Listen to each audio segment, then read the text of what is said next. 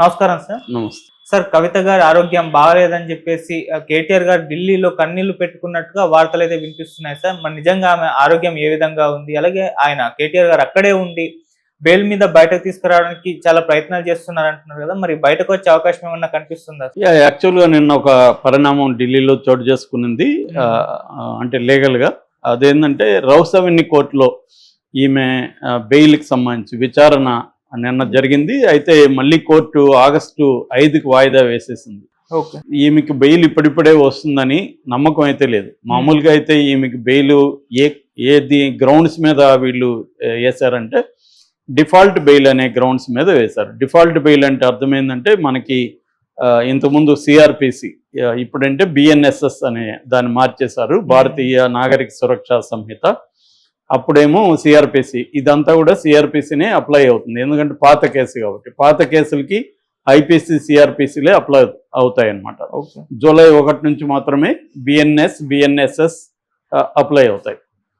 So CrPC 167(2) ప్రకారం default bail ఎప్పుడు ఇవ్వచ్చు అంటే ఒక కేసులో 10 ఏళ్ల కంటే తక్కువ శిక్ష ఉన్న కేసుల్లో 6 నెలల లోపల 60 రోజుల లోపల ఫైనల్ ఛార్జ్షీట్ వేయకపోతే, ఛార్జ్షీట్ వేయడంలో ఫెయిల్ అయితే అప్పుడు ఇన్వెస్టిగేషన్ ఏజెన్సీ ఛార్జ్షీట్ వేయలేదు కాబట్టి ముద్దాయికి బెయిల్ ఇవ్వాలి అనేది ఉందన్నమాట. ఒకవేళ డెత్ పెనాల్టీ పడే కేసులు కానీ, అంటే 302 సెక్షన్ 302 లాంటివి, లేదు లైఫ్ ఇంప్రిజన్మెంట్ పడే కేసులు, లేదు 10 ఏళ్లకు పైన జైలు శిక్ష పడే సెక్షన్లు కానీ ఉంటే 90 రోజులు వరకు టైం ఉంటుంది ఏది ఛార్జ్షీట్ వేయడానికి. 90 రోజుల లోపల ఛార్జ్షీట్ వేయకపోతే ఈ కేసుల్లో వాళ్ళకు కూడా డిఫాల్ట్ బెయిల్ అనేది ఇవ్వచ్చు. డిఫాల్ట్ బెయిల్ని స్టాట్యుటరీ బెయిల్ అని కూడా అంటారు. ఇది రాజ్యాంగంలో ఆర్టికల్ 21 ప్రకారం ఫండమెంటల్ రైట్ అన్నమాట, పౌరుల ప్రాథమిక హక్కు ఏది డిఫాల్ట్ బెయిల్ పొందడం అనేది. అయితే ఇది రితు చాబ్రియా కేసులో సుప్రీంకోర్టు దీని మీద కూడా అప్పుడు వ్యాఖ్యానించింది. అనేక కింది కోర్టులకు కూడా సుప్రీంకోర్టు ఆదేశాలు ఇచ్చింది. ఇలాగా మీరు 60 రోజుల్లో అంటే 90 రోజులు, ఇందాక నేను చెప్పిన సెక్షన్ల బట్టి 60 రోజులు, ఇదైతే ఈమెకి 60 రోజుల కండిషన్ వర్తిస్తుంది. 60 రోజుల లోపల ఛార్జ్షీట్ వేయకపోతే వాళ్ళకి బెయిల్ ఇవ్వాలి. వీళ్ళు వేసిన టైంకి 86 రోజులైంది.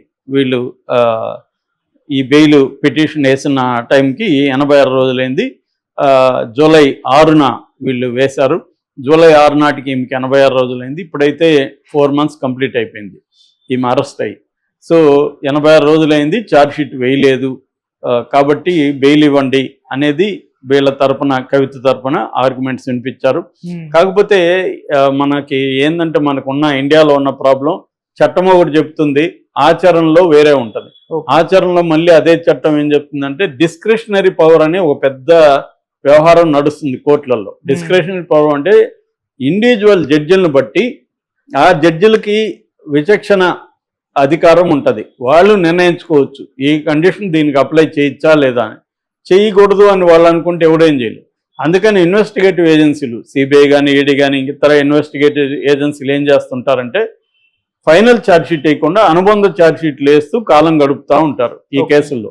అంటే ఇంకా ఉంది, ఇంకా విచారించాలి, వీళ్ళని బయటకు వదిలితే డేంజరు, వీళ్ళు సాక్ష్యాలను ఇన్ఫ్లుయెన్స్ చేస్తారు, సాక్ష్యాధారాలని తారుమారు చేస్తారు, ఇలాగా వీళ్ళు వాదనలు వినిపిస్తుంటారు. ఆ మధ్య సుప్రీంకోర్టు కూడా హేమంత్ సోరెన్ అనుచరుడి విషయంలో కూడా గట్టిగానే ఈడీని క్వశ్చన్ చేసింది. మీరు ఎన్నిసార్లు అనుబంధ ఛార్జ్షీట్లు వేస్తూ ఉంటారు, ఫైనల్ ఛార్జ్షీట్ వేయరా, అతని ప్రాథమిక హక్కుని మీరు భంగం కలిగిస్తున్నారు అని కూడా సుప్రీంకోర్టు అనింది. అయితే కోర్టులు కూడా మనకి చాలా విషయాల్లో చేతులెత్తేయడం కనిపిస్తుంది పౌరుల విషయంలో. కోర్టులు అందుకనే మనకి కోర్టులు ఒక్కొక్కరి కేసుల్లో ఒక్కొక్క రకంగా విభిన్నంగా వ్యవహరిస్తుంటాయి. ఒక కోర్టు ఒక రకంగా వ్యవహరిస్తుంది, ఇంకొక కోర్టు ఇంకొక రకంగా వ్యవహరిస్తుంది. ఇదంతా ప్రధాన కారణం ఏంటంటే మన చట్టాలు ఒకటి చెప్తే ఆ చట్టాలని వ్యాఖ్యానించే జడ్జిలు వేరే రకంగా వీళ్ళ డిస్క్రిషనరీ పవర్ను ఉపయోగిస్తారు. ఇక్కడే ప్రాబ్లం వస్తుంది అనమాట. ఇప్పుడు మనం వివేకానంద రెడ్డి కేసులో కూడా అదే మాట్లాడుకున్నాం. చాలామంది నాకు తెలిసిన వాళ్ళే ఏళ్ల తరబడి జైళ్ళల్లో బెయిల్ రాక ఉన్నారు. ఈ క్లాజ్ కింద అయితే వాళ్ళందరికీ బెయిల్ రావాలి. నిజానికి 70% ఇండియన్ ప్రిజనర్స్లో వాళ్ళు అండర్ ట్రయలర్సే వాళ్ళు, అంటే వాళ్ళు ముద్దాయిలుగా ఉంటున్నారు తప్ప కన్విక్టెడ్ ప్రిజనర్స్ కారు. నేరం నిరూపితం అయ్యి శిక్ష పడిన ఖైదీలు కాదు వాళ్ళు. వాళ్ళకు నేరం ఆరోపించబడిన ముద్దాయిలు మాత్రమే. వాళ్ళు నేరం రుజువు అయ్యే వరకు నిర్దోషులే అనేది మన నాగరిక చట్టం చెబుతుంది. నిర్దోషులే అన్నప్పుడు 70% జైళ్ళలో నిర్దోషులే ఉన్నారు. కానీ ఈ కండిషన్స్ ఇచ్చేట్టుకుంటే వీళ్ళందరికీ బయట వచ్చేసేవాళ్ళు 60 రోజులు, కానీ ఇవ్వట్లేదు కోర్టులు. సో అందువల్ల గ్యారంటీగా ఖచ్చితంగా ఇవ్వాలనేది ఏమీ లేదు. ఇవ్వకపోయినా ఎవరిని అడిగే పరిస్థితి ఇవాళ లేదు. సుప్రీంకోర్టే ఆవేదన వ్యక్తం చేస్తూ ఉందంటే అర్థమేమి, కావాలనే వీళ్ళు పోస్ట్ పోన్ చేసి పెడుతున్నారు. ఎందుకంటే ఈ కేసుల్లో ప్రూవ్ అయ్యి శిక్ష పడే పరిస్థితి ఉండదు మెజారిటీ కేసుల్లో. కాబట్టి మన దేశంలో ఏంటంటే ప్రాసెస్ ఈజ్ పనిష్మెంట్ అంటారు. అంటే ఈ ప్రక్రియే నీకు శిక్ష. నువ్వు ఇప్పుడు సాయిబాబా ఉన్నారు, ఆయన 10 ఏళ్ల తర్వాత జైల్లో ఉండి వికలాంగుడు, ఆయన 99% వికలాంగుడు, ఆయన 10 ఏళ్ల తర్వాత నిర్దోషిగా బయటకు వచ్చారు. మరి ఈ 10 ఏళ్ల జీవితం ఆయనకు ఎవరిస్తారు? ఇలాంటివి ఎన్నో వందల వేల కేసులు మనకి కళ్ళ ముందు కనిపిస్తున్నాయి. సో క్లియర్గా ఏంటంటే ఈ కేసుల్లో దేంట్లో కూడా డిఫాల్ట్ బెయిల్ అనేది కోర్టులు ఇవ్వవు. కాబట్టి దీంట్లో కూడా ఈ కవితకి డిఫాల్ట్ బెయిల్ ఇచ్చే పరిస్థితి లేదు. అయితే ఎప్పుడు కవిత బయటికి రాగలదు అంటే 2 కండిషన్లో కవితకు బయటికి రాగలదు. ఒకటి, కవిత అప్రూవర్గా మారాలి. అప్రూవర్గా మారి కేజ్రీవాల్కి యాంటీగా స్టేట్మెంట్ ఇవ్వాలి. కేజ్రీవాలే చేశాడు, నాకు సంబంధం లేదు, కేజ్రీవాలే మొత్తం డబ్బులు నేను ఇచ్చాను, ఇవన్నీ చెప్తే కేజ్రీవాల్కి స్ట్రాంగ్ అవుతుంది కేసు. మోడీ టార్గెట్ కేజ్రీవాల్, కవిత కాదు. సో కవిత అప్రూవర్గా మారితే ఆమెకి బెయిల్ వచ్చేస్తుంది. రెండవది, మోడీతో వీళ్ళకి ఏమన్నా డీల్ కుదిరితే, కేసీఆర్కి డీల్ కుదిరితే కూడా ఈమె బయటకు వస్తుంది. ఎందుకంటే మోడీ కంట్రోల్లోనే సిబిఐ కానీ ఈడీ కానీ అన్ని ఏజెన్సీలు ఉంటాయి. కాబట్టి మోడీ అనుకుంటే వీళ్ళని బెయిల్కి అబ్జెక్ట్ చేయొద్దు మీరు కోర్టులో అంటే, కోర్టులు అబ్జెక్ట్ చేయకపోతే కోర్టులు బెయిల్ ఇచ్చేస్తాయి. కాబట్టి ఈ రెండిట్లో ఏది జరగచ్చు అంటే, అప్రూవర్గా మారే పరిస్థితి అయితే కనిపించట్లేదు. అప్రూవర్గా మారితే అది చాలా పెద్ద దెబ్బ బీఆర్ఎస్కి. అప్రూవర్గా మారిపోయింది, సొంత కూతురు, ఆమె ఇప్పుడు ఈ కేసులు ఇరుక్కునింది కదా అని కాంగ్రెస్ ఇక్కడ పెద్ద ఎత్తున ప్రచారం చేస్తారు, బీజేపీ ప్రచారం చేస్తారు. ఆ రకంగా రాజకీయంగా బీఆర్ఎస్కి చాలా పెద్ద దెబ్బ అప్రూవర్గా మారితే. కాబట్టి రెండో ఆప్షన్లోనే ఉన్నారు. కేసీఆర్ నిజానికి మొదటి నుంచి కూడా బీజేపీతో ట్రై చేస్తున్నాడు.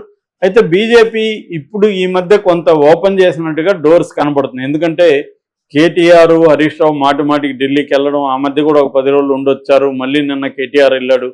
సో ఏదో అక్కడ జరుగుతుంది అన్న ఇదైతే వినపడుతుంది. ఎందుకంటే రాజ్యసభలో బీఆర్ఎస్కి 4 సభ్యులు ఉన్నారు కాబట్టి ఈ 4 సభ్యుల్ని ఒకప్పుడు చంద్రబాబు ఎలాగైతే తన సభ్యుల్ని తానే పంపించాడో అలాగే కేసీఆర్ కూడా ఈ 4 సభ్యుల్ని పల్లెంలో పెట్టి మన మోడీకి ఇచ్చే అవకాశం ఉంది. ఎందుకంటే మోడీకి రాజ్యసభలో ఎన్డీఏకి 12 షార్టేజ్ ఉంది.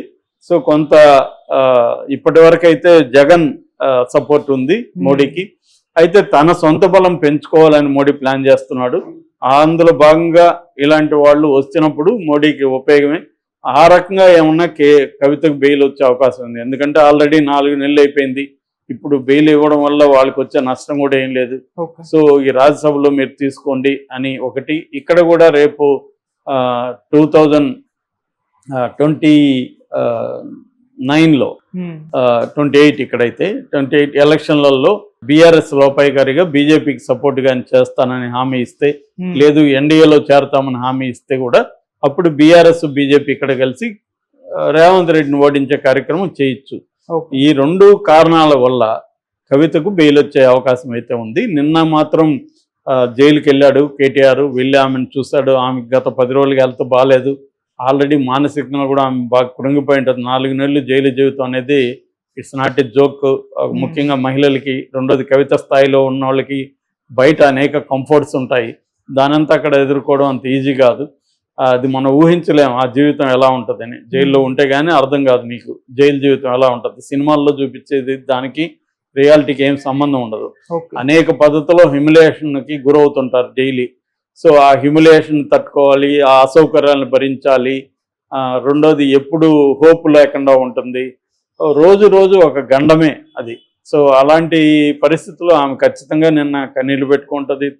అన్నగా కేటీఆర్ కూడా కన్నీళ్లు పెట్టుకునే పరిస్థితి అయితే ఉంటుంది. ఎవరైనా they are basically human beings okay. కాబట్టి వాళ్ళిద్దరూ కన్నీళ్లు పెట్టుకోవడంలో ఆశ్చర్యం ఏమి ఉండదు. కానీ మరి ఎన్ని రోజుల్లో ఆమె కవిత బయటకు వస్తుంది అనేది ఈ డీల్ కుదరడం బట్టి డిపెండ్ అయింది.